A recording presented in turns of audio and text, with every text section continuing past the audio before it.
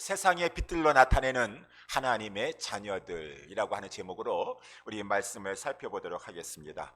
우리 그리스도인들 하나님의 자녀들입니다.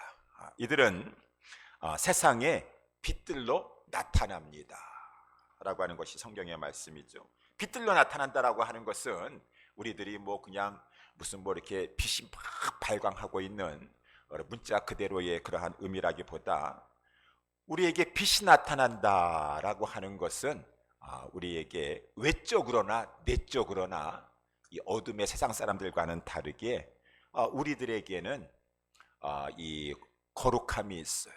거룩함이 있는데 외적인 거룩함이 있어서 이 사람들이 이 그리스도인들을, 하나님의 자녀들을 그의 행위와 삶 속에서 이 흠잡을 데가 없다라고 하는 것입니다.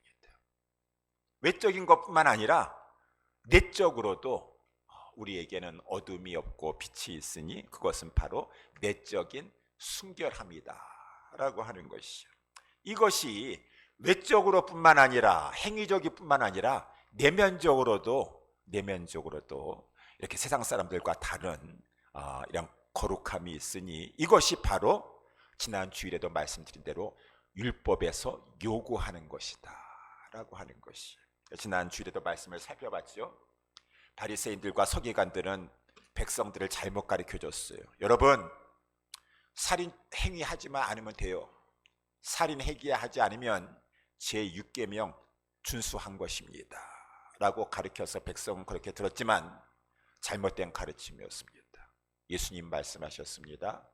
외적인 행위, 살인 행위만을 말하는 것이 아니라 내적으로도 다른 사람을 미워한다고 했다 그러면은 너는 살인죄를 범한 것이니라 라고 이렇게 하면서 외적으로뿐만 아니라 내적으로도 남을 미워하지 않으면서 살인죄를 범하지 말아야 된다. 이것이 예수님의 하나님의 율법에 대한 참된 가르침이었었다. 참된 해석이다. 우리 지난 주일날 말씀을 살펴봤는데 오늘 본문의 말씀도, 마태복음의 말씀도 또한 같은 연장선상입니다. 그래서 오늘 본문의 말씀에 마태복음 5장 27절에 보니까 또 가늠치 말라 하였다는 것을 너희가 들었으나 라고 하는 것이에요.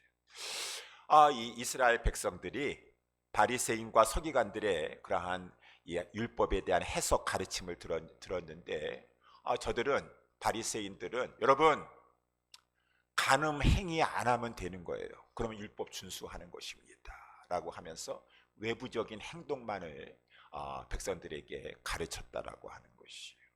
그러니까 그러한 가르침을 듣고 나서 그래, 내가 무슨 이렇게 간음죄 범한 적이 있었나? 나는 7계명을 잘 지키고 있지.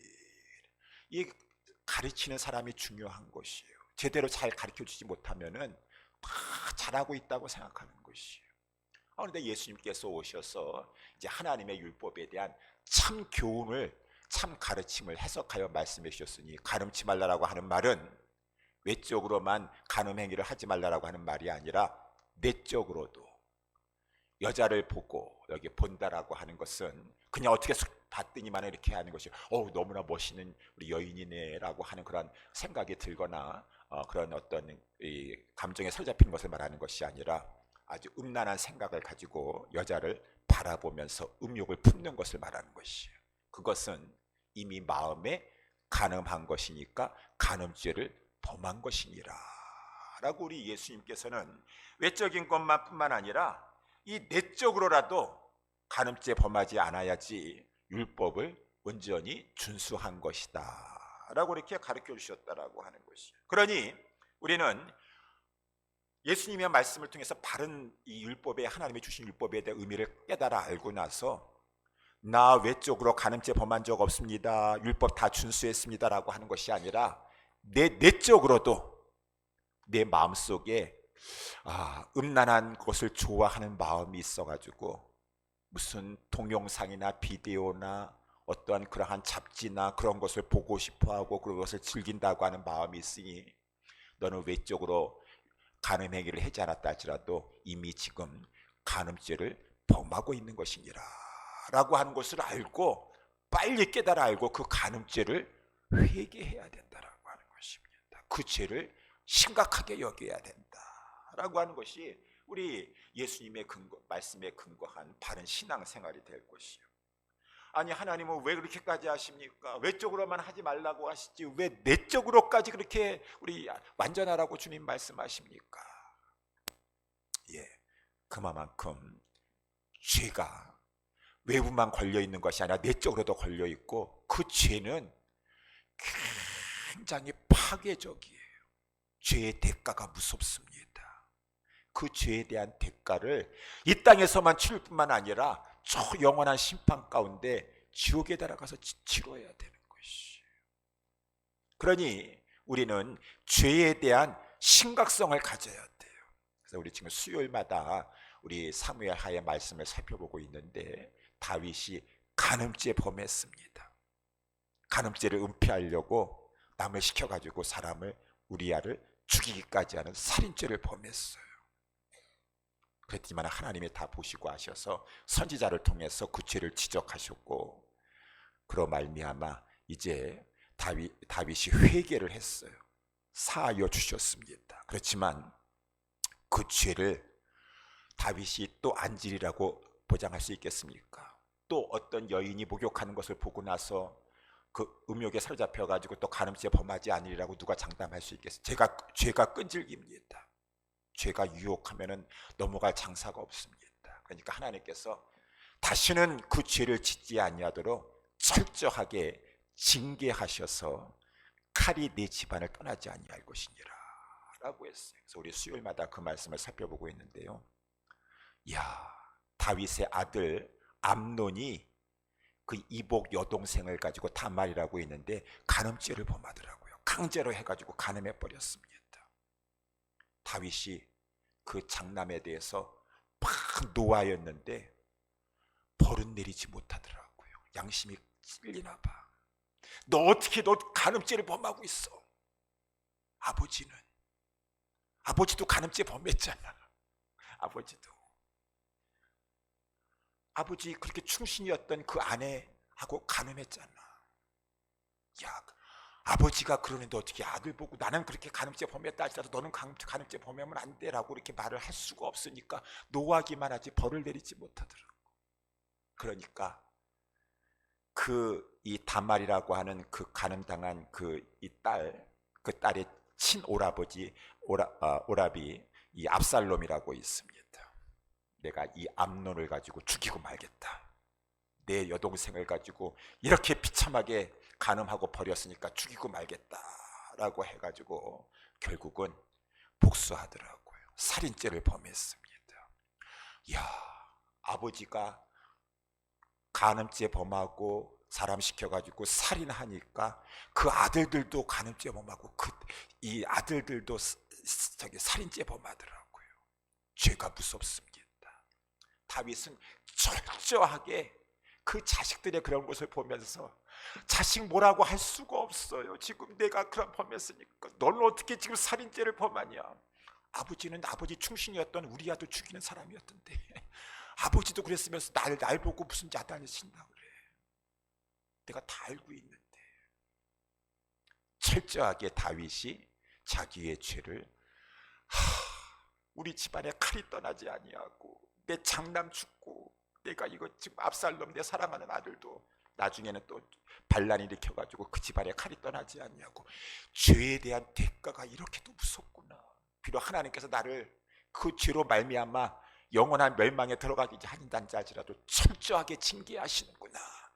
그러면서 다윗이 또 이렇게 간음죄 살인죄 범할까요? 마찬가지예요. 우리도 살아가는 동안에 죄 짓고 나서 용서 비에 굴면 돼. 한번 이렇게 용서해 주시옵소서 아멘 하면 또 죄 짓잖아요.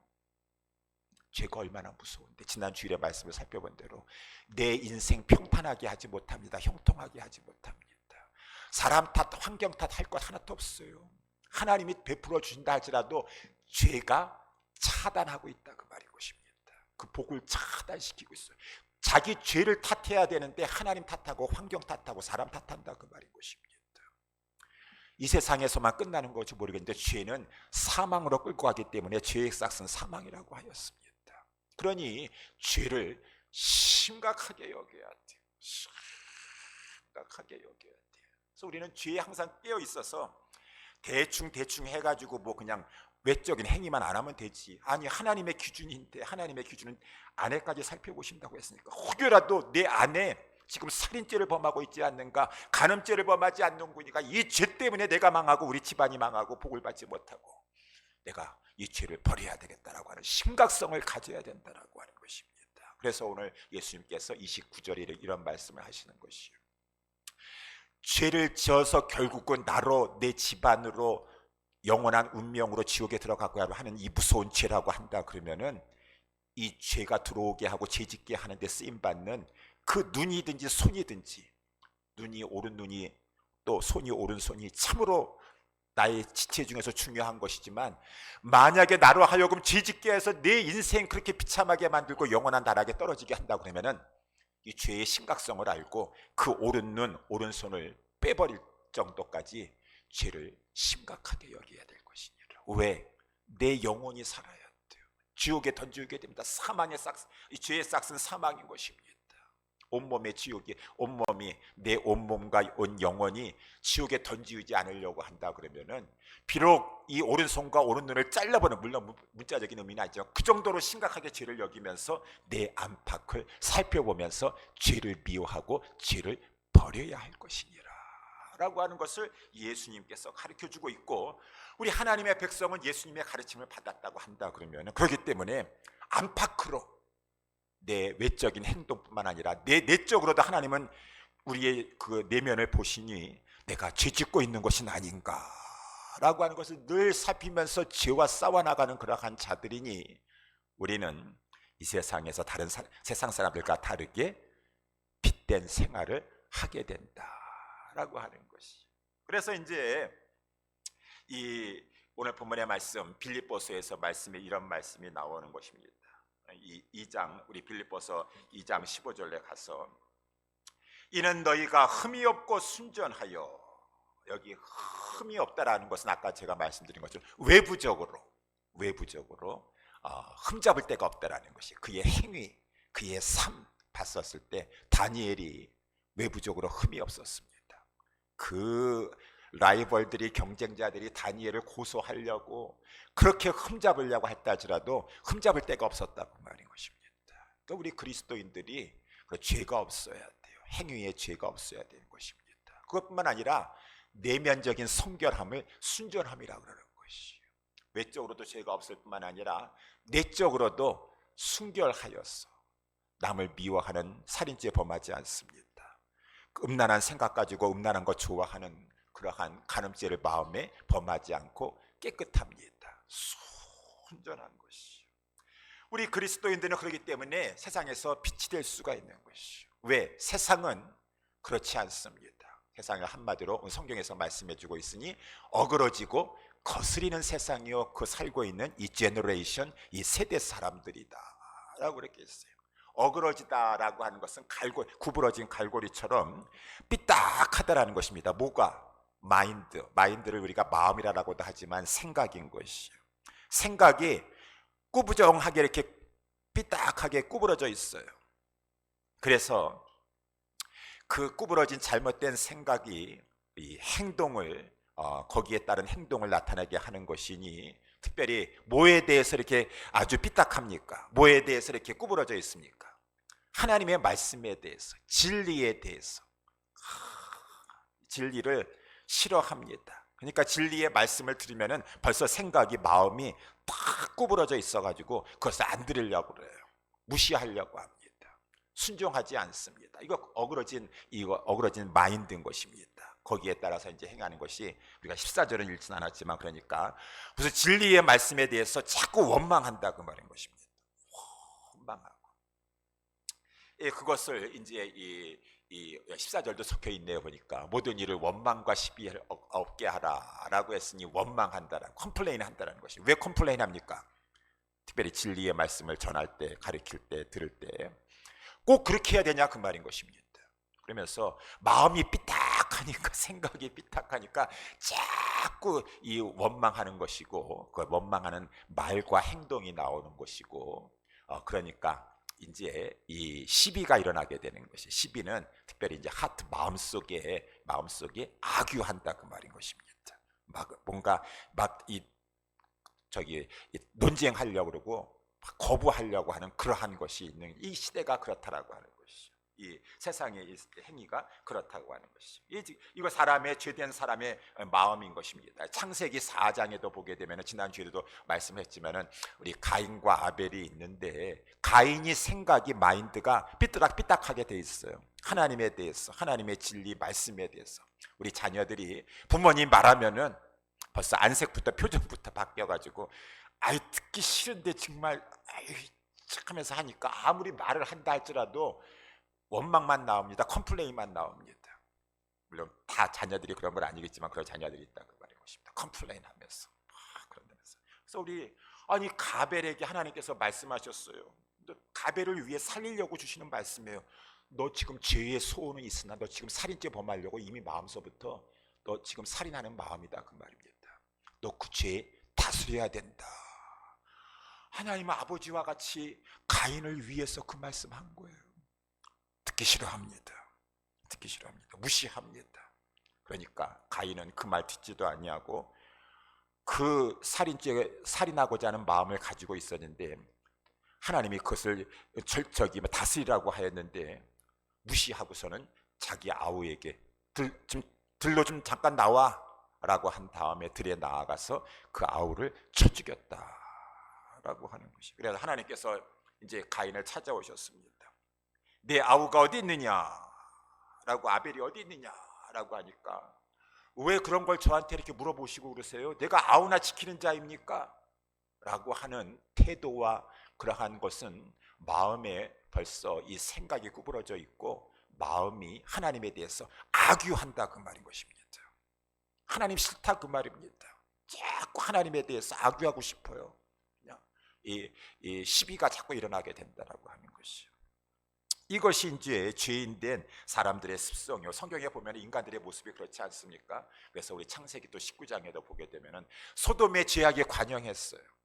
죄악에 관영한 중에 관영이, 아까도 간음죄가 나왔지만, 결국은 이제는 순리대로 쓸 것을 버리고 남자가 남자를 향하여서 음욕이 부릴 듯하게 일어났다 그 말인 것입니다.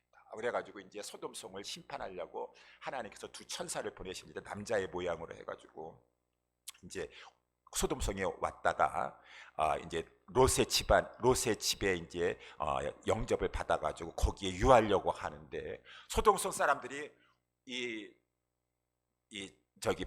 사람 모양, 남자 모양을 한 이 천사들 보고 나서 저들이 음욕이 부를 때 일어나가지고 딱 롯의 집에 와가지고 너 집안에 들어간 사람 끌어내라 라고 하면서 저들이 하는 얘기입니다. 우리가 그를 상관하리라, 성적인 관계를 맺을 것이니라 라고 했어요. 그래가지고 롯이 내 형제들아 이런 악을 행치 말아라 라고 이렇게 얘기했어요. 그랬더니만은 저들은 그것을 진리의 말씀에 의해서 그것을 악이다, 율법에 의해서 악이다 하는 그런 진리에 대해서 반감을 가지고 있어요. 벌써 이 생각이 구부러져 있습니다. 어그러져 있습니다. 그리고 그런 것에 대해서, 진리에 대해서 자꾸 악유하고 싶어 합니다. 그러니까 이런 악을 행치 말라라고 하니, 이놈이 여기 우리 사는 곳에 들어와 가지고 우고하면서 우리 법관이 되려고 하는 것이구나. 이제 우리가 그놈보다 너를 더 해야 할 것이니라 라고 했으니, 이 세상은 진리에 대해서 막 어그러지고 거스려가지고 원망하고 시비하려고 하고 싫어하고 미워하니, 이것이 바로 이 세상의 캄캄함이다 라고 하는 것이, 진리 율법, 하나님의 율법대로 따르지 않으려고 한다라고 하는 것입니다. 이 그리스도인들은 아까 말씀한 것처럼 달라요.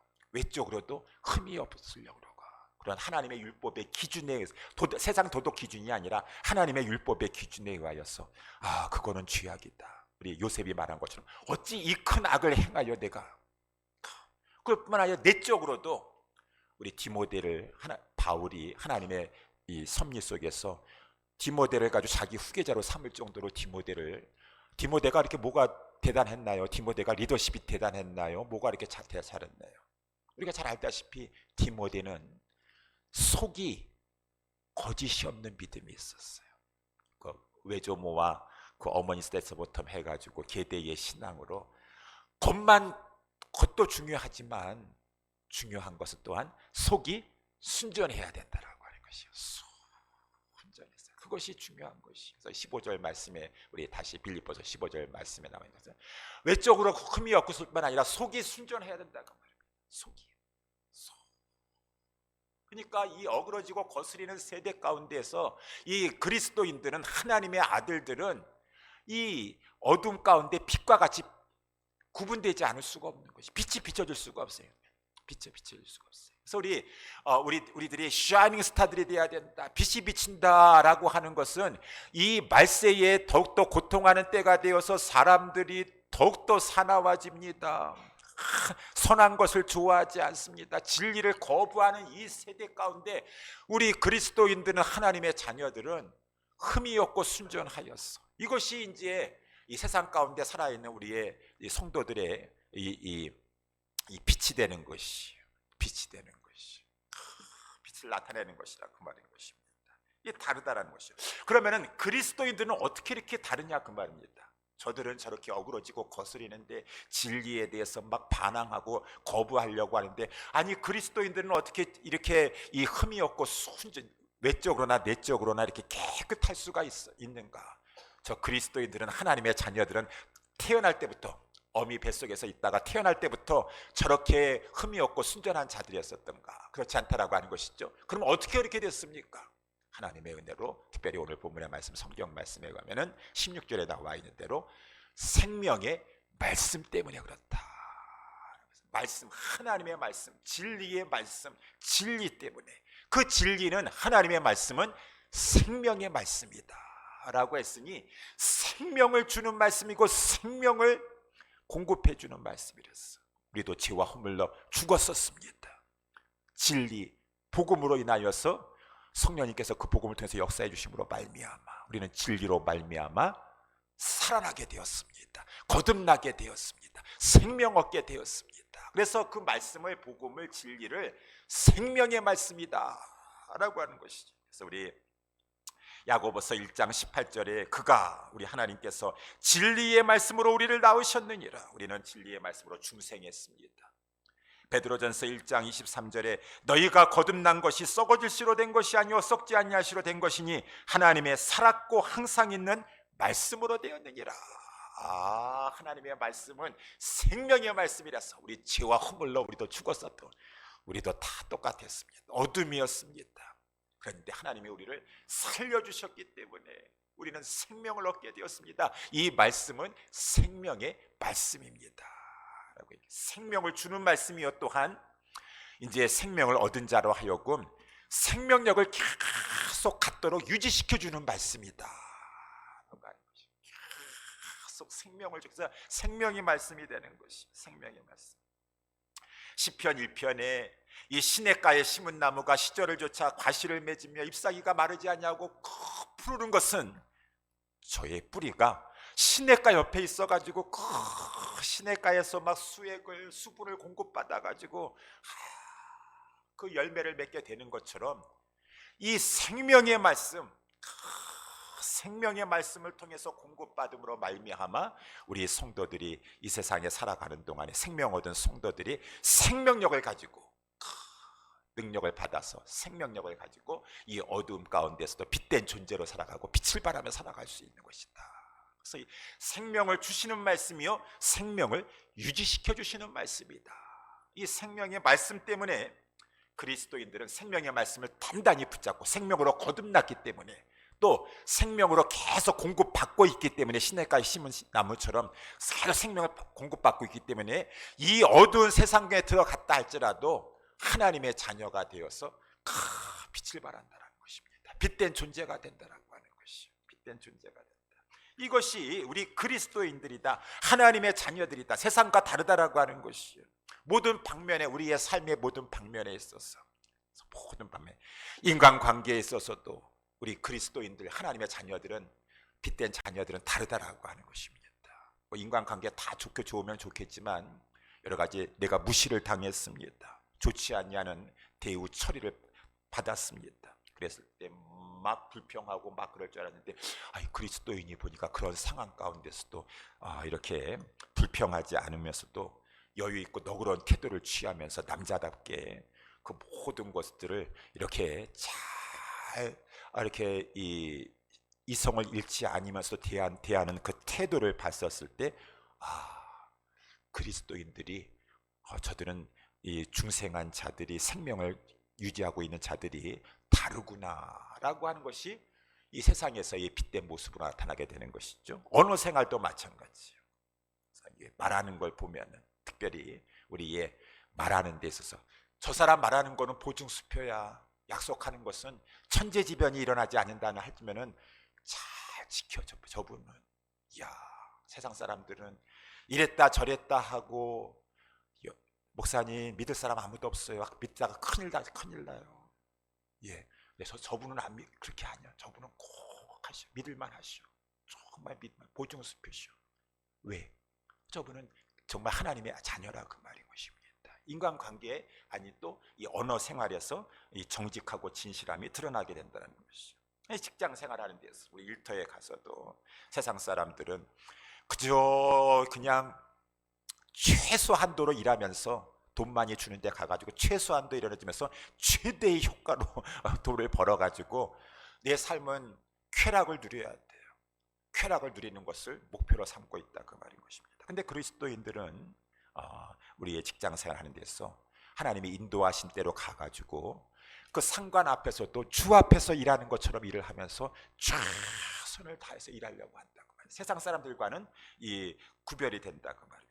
이러한 인간관계에서 언어 생활에서 일터에서 일하는 그러한 직장 생활에서 이 세상 사람들과 다른 그러한 모습으로 빛을 그의 이 모든 내면적인 것과 외면적인 것이 이렇게 다름이 구별된다라고 하는 것이. 그래서 특별히 오늘 본문의 말씀에 보면은 우리가 연관지어서 생각할 때 결혼 생활이 그렇다는 것입니다. 결혼 생활. 그래서 그리스도인들의 이 부부와 가정의 결혼 생활은 그 가정은 부부는 생활은 다르다라고 하는 것이. 세상은 그때나 이때나 이혼율이 높다라고 하는 것입니다. 이혼율이 높아요. 그래서 한국도 그렇고 미국도 그렇고 한국은 하여튼 미국을 잘 따라가는 것 같아요. 그래가지고 이 이혼율이 이렇게 높은데 여러분 이혼율 통계를 이렇게 보셨을 때 세상의 이혼율은 이렇게 50% 근접한다 그러고 이렇게 두 쌍 중에 한 쌍은 결혼하지만 이혼한다라고 하는 그런 세대를 맞이했습니까? 그런데 세상 사람들인 것이고 그리스도인들은 어떻게 하겠습니까? 제가 자료를 보니까 그리스도인들도 별 차이가 없다라고 이렇게 통계 자료가 나오더라고요. 그래서 이제 세상 사람들이든 그리스도인들이든 원하지 않는 것 가운데 여러 가지 이혼 사유가 있다 그 말입니다. 그래서 이혼 사유를 이렇게 보니까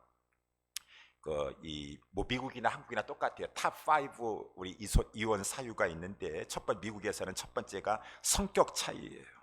결혼 생활에 너무 불화하여 가지고 지속적인 갈등을 이렇게 일어나게 되니까 어떻게 살 수가 없어서 이혼하게 된다라는 케이스가 제일 많고, 두 번째는 이 배우자의 불륜, 외도 그런 것 때문에 이혼하는 것이고, 세 번째는 이제 배우자가 가정을 유기하고 방임하고 막 폭력을 행사하고, 그다음에 이 상습적인 신체적으로나 언어적인 폭력을 가하고, 네 번째는 이제 경제적인 문제로 인해 가지고 남편이 그랬던가 아내가 그랬던가 막 도박에 빠져가지고 도박에 빠졌어. 아내가 그랬던가 남편이 그랬던가 막 사치에 빠져가지고 막 하니까 경제적으로 어떻게 이 도박에 빠진 거, 이 사치에 하는 것을 막 지금 헤어나올 수 없는 것 가운데 도저히 같이 못 살겠구나, 그냥 갈라서자라고 이렇게 하는 경우도 있고, 또 보니까 한 5등쯤 되는 것은 고부간의 갈등.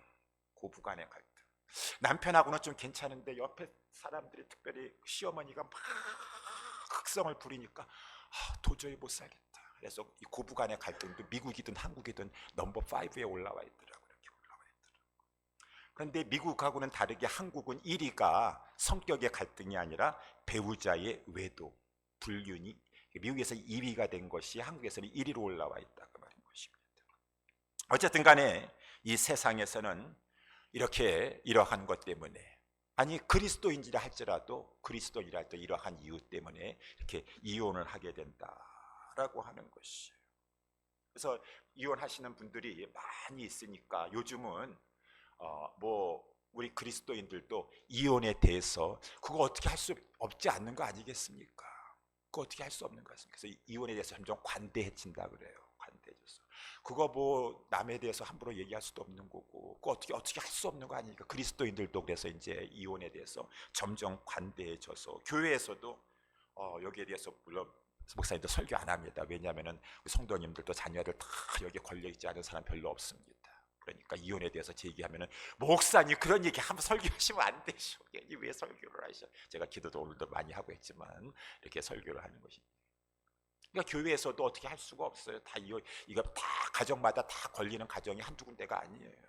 그러니까 다 이혼에 대해서 이렇게 이제 다 용인해주고 이해해주고 또 우리 싱글들 모임도 갖고 하면서 위로해주고 이렇게 하고 있고 교단까지 특별히 교단 보니까 최고 보수 교단이라고 하는 고신교단 제가 거기서 공부했는데 고신교단에서도 이혼에 대해서 이제 어떡하겠습니까?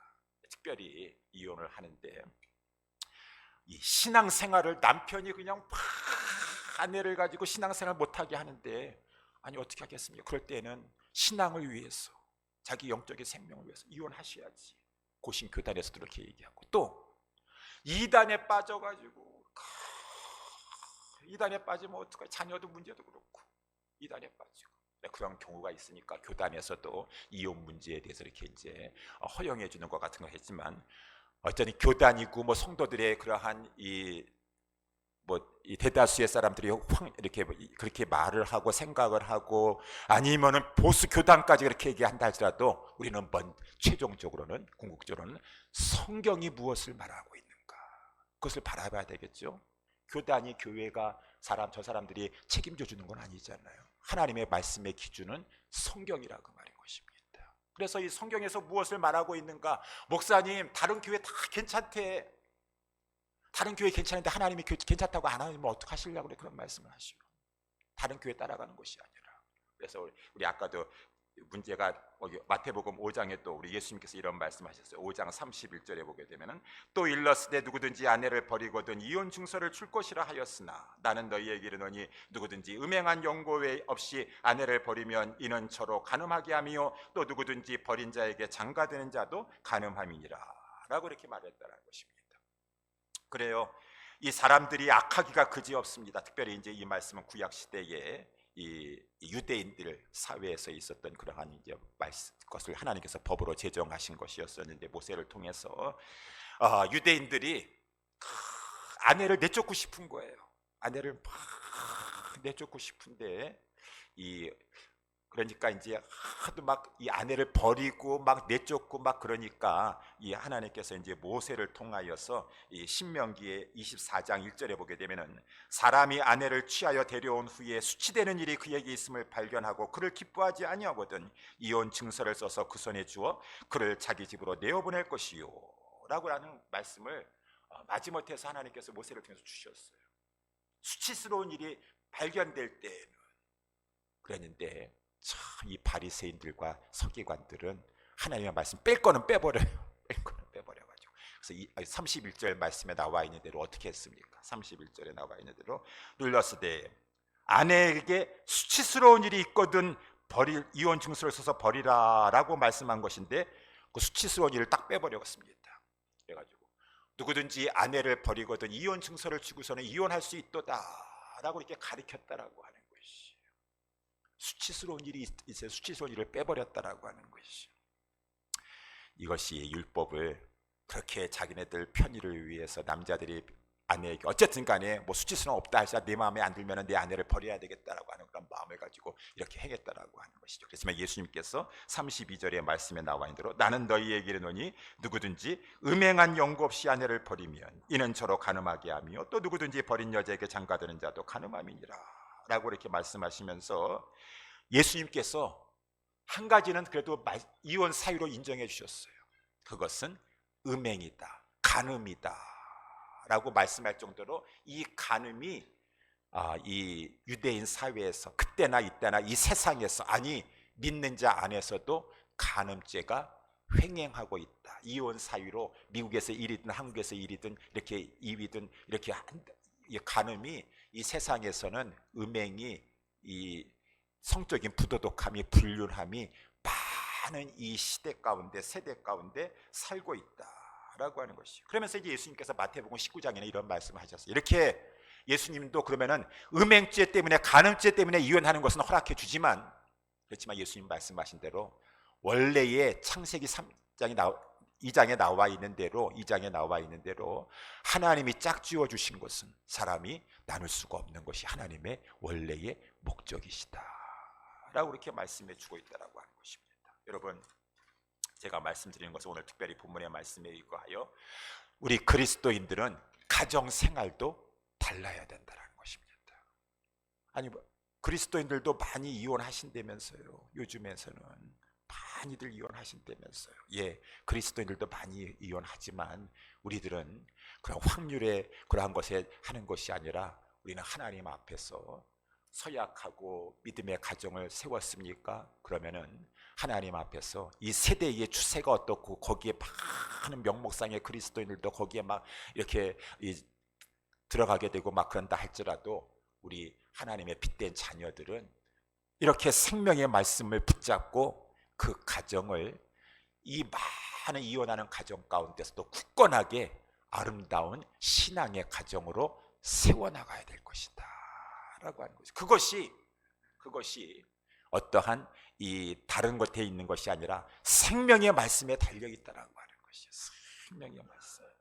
그런 말이 있습니다. 여러분들 또 들어보셨는지 모르겠는데 케미가 맞아야 된다라는 말이 있다. 케미라는 것은 케미스트리, 화학 작용이 일어나가지고 그저 궁합이 잘 맞고, 그래서 뭐 페닐 에탈라민 호르몬이라고, 사랑의 호르몬이라고 있어가지고 서로 연애하는 초반에 있어서는 그런 것이 많이 발산돼가지고 결혼 이렇게 하게 되지만 그것이 오래 못 간대요. 사랑의 호르몬은 길어봤자 한 2, 3년 간다 그럽니다. 2, 3년 가가지고 그때는 그냥 눈에 깍지가 씌어가지고 그 상대방의 약점이 보이지 않고 다 좋아 보이고 막 그런다고 그 말인 것입니다. 그렇지만 그것은 유효기간이 있어서 오래 못 간다는 말입니다. 그러면은 다 그것에 의거해서만 어떻게 가정생활 할 수가 있겠습니까? 요즘에는요 별로 감정도 없고요, 좋아하는 마음도 없고요, 그러면은 다 헤어져야 되겠습니까? 그런 것이 아니죠. 그리스도인들은 하나님의 생명의 말씀에 근거하여, 우리 지난번에 에베소서 말씀을 살펴본 대로 이제 하나님께서 아내 되게 하여 주셨고 이제는 남편 되게 해주셨으니 아내는 주 안에서 내 남편을 죽게 하듯 하면서 순종하면서 잘 섬겨야 될 것이고, 남편은 아내를 정말 그리스도가 교회를 위해서 십자가에 죽는 것 같이 그 택한 백성을 위해서 죽어주신 것처럼 아내를 위해서 자기 목숨을 내어줄 정도로 아내를 사랑하여야 되는, 이러한 하나님의 말씀에 근거를 하여서 서로 생명의 말씀을 붙잡고서는 이 여러 가지 살다가 여러 가지 문제가 있고 막 그렇다 할지라도 그 날마다 시냇가에 심은 나무가 그 이 수액을 공급받아 가지고 생명력을 유지하는 것처럼 하나님의 이 생명의 말씀을 떠나지 않냐고 그 말씀을 배우고 에베소서 말씀을 배우고 또 그 가르침을 받으면서 그 말씀 속에서 남편을 이해하고 용납하고 사랑하고 또 아내를 정말로 사랑해 줌으로 말미암아 이러한 성적인 죄악이 난무하고 이러한 이 간음죄, 불륜죄 막 이런 것이 난무한 가정이 있다 할지라도 어찌 저 가정은, 저 부부는 저렇게도 아름답게 변함이 없이 서로 사랑하며 살 수가 있는 것인가 라고 하는 그러한 빛된 결혼 생활을 우리 그리스도인들은 해야 될 것이다 라고 하는 것이, 그래서 주변에서 아는 사람들이 보게 되는 것입니다. 아니 어떻게 저런 어려운 문제가 있다 할지라도 저 가정은, 저 부부는 그러한 모든 것 가운데서도 변함없이 서로 사랑하면서 이렇게 살아갈 수가 있는 것인가 라고 하는 것이요. 그래서 그 사람들이 관심을 기울이고 그 비결을 알고 싶어하고 라고 하였을 때 아까 우리 에베소서 말씀에 나와 있는 대로 우리 빌립보서 우리 2장 16절에 나와 있는 대로 생명의 말씀을 밝혀라 라고 하는 것이죠. 예, 그런 것이 우리가 뭐 타고날 때부터 이렇게 서로 뭐 호르몬이 지금 많이 이렇게 발산이 돼가지고 그런 것이 아니라 우리도 다 똑같은 그러한 생리적인 그런 인간의 그러한 적이 있지만 우리에게는 생명의 말씀 때문에 그렇습니다. 이 말씀이 나에게 생명력을 주십니다.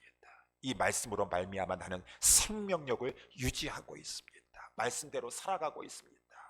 하나님의 말씀이 나를 살리고 있습니다. 하나님의 말씀이 나의 능력이 되고 있습니다. 라고 하면서 증거할 때 생명의 말씀을 밝혀서 세상에 나아가서 그리스도인들의 이 가정생활, 직장생활, 언어생활, 대인관계 모든 것이 이 어둠에 있는 그 세상 사람들과는 다른 정말로 저들에게는 흠이 없고 순전함이 있구나, 흠이 없고 순전하구나 라고 하는 것이 바로 이 하나님께서 샤이닝 스타즈로 살아가는 것이니라. 샤이닝 스타즈로 살아가는 것이니라. 여러분, 샤이닝 스타즈는 저 애들한테만 너희들 샤이닝 스타즈로 살아가야 돼 라고 하는 것이 아니라, 이거는 아까 우리 저기 15절 말씀에 나와 있는 것처럼 이 어그러지고 거스리는 세대 가운데 하나님의 흠없는 자녀를, 여기 자녀라는 것은 하나님의 자녀들, 그리스도인들을 말해주고 있는 거예요. 세상에서 그들 가운데 빛들로 나타나라, 빛들로 나타나라. 저희들이 그래야 돼요.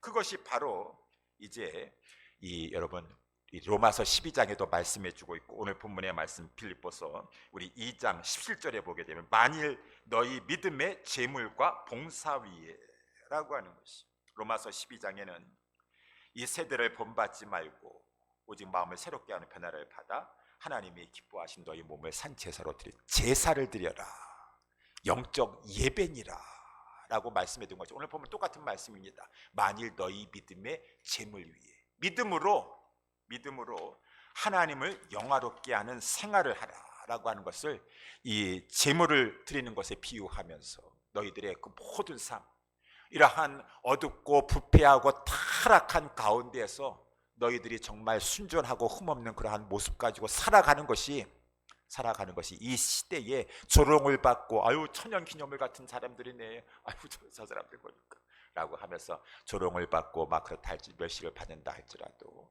재물과 같이 하나님 앞에 자기 자신을 올리면서 내가 세상 가운데서도 예배하는 삶을 삽니다. 나는 예배자입니다. 내가 선 곳 어디 곳에서나, 가정에서나 직장에서나 대인관계 속에서나 나는 예배자입니다. 나는 예배자. 세상 사람들과는 다르게 그러한 이 세대를 본받지 아니하고 하나님 앞에 흠이 없게 살려고 하고, 내가 하나님 앞에서 이 순전한 마음 잃어버리지 않냐고, 음란한 거 좋아하고 그저 거기에 물들고 그러는 것이 아니라 나는 하나님 앞에 제물로서 영적 예배의 삶을 사는 것입니다. 이것이 바로 빛된 샤이닝 스타즈로 살아가는 것이 하나님의 자녀들 성도의 삶이 돼야 되는 것이고, 그렇게 할 때 목사님 목회 잘하셨습니다. 목사님 목회 잘하셨습니다. 성도 수가 하는 것도 좋지만 그 성도들이 세상에 나아가서 빛들로 살아가서 정말로 흠이 없고 순전하여 가지고 영적 예배의 삶을 자기의 삶에서 하나님 앞에 영광 올려드리며 살아가는, 세상 가운데 빛을 비치며 살아가면, 야, 그 교회 그 목사님 목회 잘하는 것인데. 바울이 그랬습니다. 내가 우리 빌립보 교회 성도들이 그렇게 세상에 나아가서 믿음으로 자기 자신을 제물로 이렇게 드리는 것 같이 영적 예배의 삶을 살아간다, 빛으로 살아간다면은 그 일에 내가 관제와 같이, 아까 지혜사 하나 왔는데 내가 붙는다 그 말입니다. 내 자신을 붙는 일을 내가 헌신하고 희생하면서 목회에 헌신하고 할까지라도 나는 내가 이렇게 순교까지 한다 할지라도 그것을 기뻐하고 너희 무리와 함께 기뻐할 것이니 라고 하는 것이, 그것이 이제 이 16절에도 말씀에 나와 있는 것처럼 사도 바울이 16절에 나의 다름질이 헛되지 아니하다. 목사님 목회 헛수고하지 않으셨습니다. 성도들이 세상에 나아가서 샤이닝 스타즈로 잘 살고 있습니다. 목사님 수고 헛되지 아니하였습니다. 그리고 그리스도의 날에 자랑할 것입니다. 하나님 앞에 칭찬받고 잘하였다, 착하여 충성된 종아. 예, 그래서 저도 그것을 목표로 우리 성도들이 그저 샤이닝 스타들이 돼야 돼요. 흠이 없고 순전하여 가지고 마음이 순전하고 외부적인 행동에 있어서 이 세상을 본받지 않냐고 그럼 목사님 정말 다름질, 목회 다름질, 수고 헛되지 않은 것입니다. 그리스도의 날에 자랑할 것이 있을 것입니다. 성공할 것입니다. 그러면서 오늘 어린이 주일 아닙니까? 특별히 우리 자녀들에 대해서 우리 부모들도 똑같다 그 말인 것입니다. 여러분 열심히 자녀들을 위해서 다름질하고 있습니다. 수고하고 있습니다. 우리 아이들도 우리들뿐만 아니라 우리 아들이 샤이닝 스타즈들이 돼야 돼. 샤이닝 스타즈들이 돼야 돼. 그래서 우리 옛날에 처음에 우리 교회 옛사람께 개척하면서 전에 있었던 교회에서는 우리 로얄 드리머 우리 전도사님이 그 명칭을 붙였어요. 로얄 드리머. 근데 이제 우리 옛사람교회 와서 무슨 명칭으로 할까라고 했지만은 오늘 본문의 말씀에 의거하여서 샤이닝 스타즈를 하겠다. 우리 자녀들이 샤이닝 스타즈를 됐으면 좋겠다. 앞으로 더 이 세대는 캄캄함이 만민을 가리울 것이고 말세의 종말이 될 때 우리 자녀들은 외부적으로도 흠이 없고 내부적으로도 순전하여서 하나님의 기쁨이 되고 저들이 어느 곳에 가든지 서든지 간에 그냥 외부 사람들과는 다르게 샤이닝 스타즈가 될 수 있도록 오늘 본문의 말씀 우리 자녀들이 샤이닝 스타즈 된다. 이를 위해서 우리 교회는 다름질해야 된다는 것입니다.